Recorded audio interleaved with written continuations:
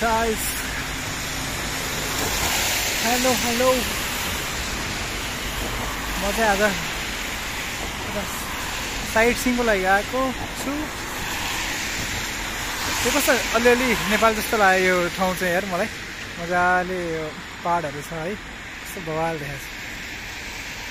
पानी परेर चाहिँ बिजोक भएको छ, पानी परेर अब त बाटाघाटा त बवाल छ।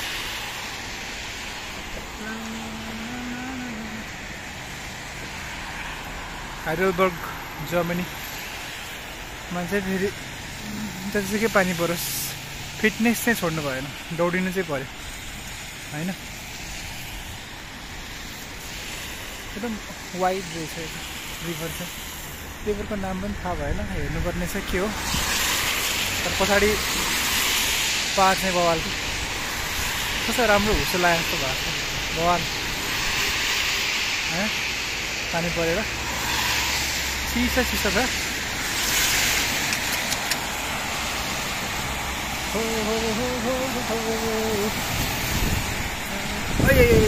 छाता पनि यार उडाइदिए लाग्छ, रेनकोटै चाहिने क्या यस्तो लागि त। ल अब चाहिँ छाता उडाउला जस्तो छ। नयाँ ठाउँ पुगेपछि यहाँ छु म। ल अब चाहिँ म खोलाको किनारमा हेर्दै जान्छु। रमाइलो छ गार्डनहरू, पानी परेर पनि राम्रै देखाएको छ यार। यो बोट साइट सिइङ जानुपर्छ कि क्या हो, हाइडलबर्ग साइट सिइङ। भित्र मान्छे टर्नै रहेछ। हामी पनि यस्तरी त जाने है। साइकल पानी परे पनि साइकल चाहिँ चढ्नु छोड्नु भएन साथीहरू। चिसो साइकल चढ्ने ठाउँ के हो यो, हिँड्ने ठाउँ होइन।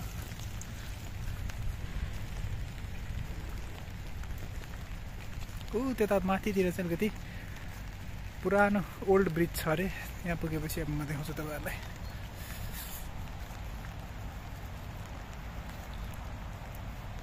घुम्ने चाहिँ यस्तै छ। अर्को फेरि दौडिया छ केटाहरू, दामी दौडिने।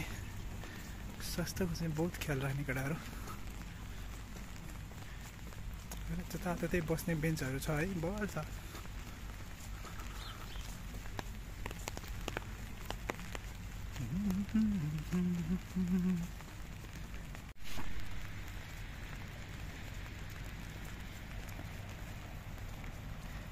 यहाँको हाँसहरूको त खुट्टा लामो हुँदो रहेछ नि त।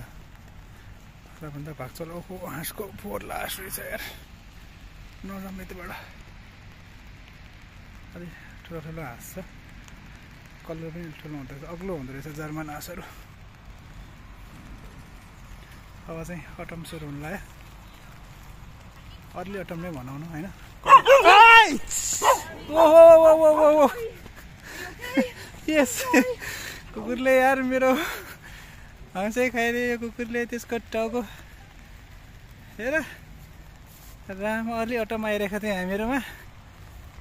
यसलाई चाहिँ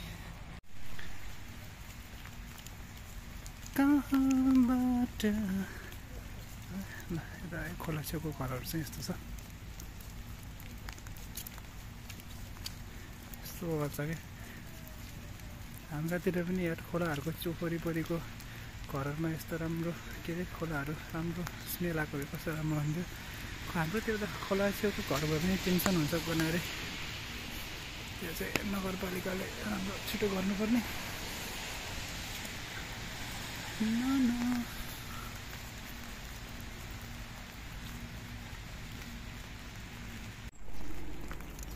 यहाँ चाहिँ साँगुरो बाटो रहेछ अलि, तर म अब पहाडको नजिक आइसक्यो यार एकदम। त्यहाँ पछाडि त्यो ठुलो एउटा क्यासल छ, बवाल छ यताबाट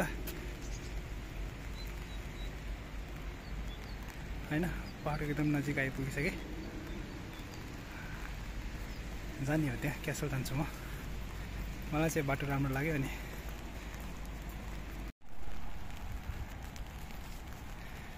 ल अब चाहिँ यो चाहिँ ओल्ड ब्रिज होला सायद। क्यासल चाहिँ क्या बवाल देखाएको छ हाइट। कालो र पहेँलो खालको झन्डा छ, के झन्डा होला त्यो त पनि एउटा घर रहेछ बवाल छ।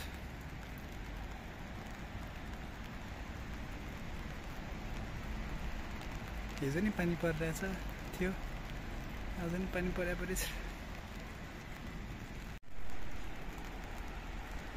ल फाइनली चाहिँ यहाँ ओल्ड ब्रिजमा आइपुग्यो। यसमा चाहिँ गाडीहरू नकुद्ने रहेछ नि त, हिँड्ने मात्रै रहेछ यसमा। हिँड्ने, त्यो पछाडि क्यासलको फोटोसोटो खिच्ने, त्यहाँ पनि जाने मिल्छ होला माथि पनि, हेरौँ। बवाल लाग्यो यताबाट चाहिँ, पानी चाहिँ रोकिया छैन।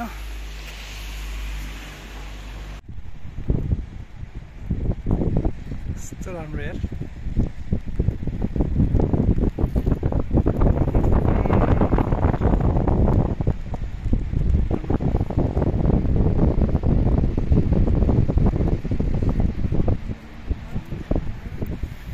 जहाँ पनि यो तालचा साल्चा चाहिँ लगाएर जहाँ पनि यहाँ चाहिँ हिँड्न पाउँदैन, के अरे गाडी कुद्न पाउँदैन। बवाल लाग्यो। ओहो ल यताबाट चाहिँ यस्तो छ।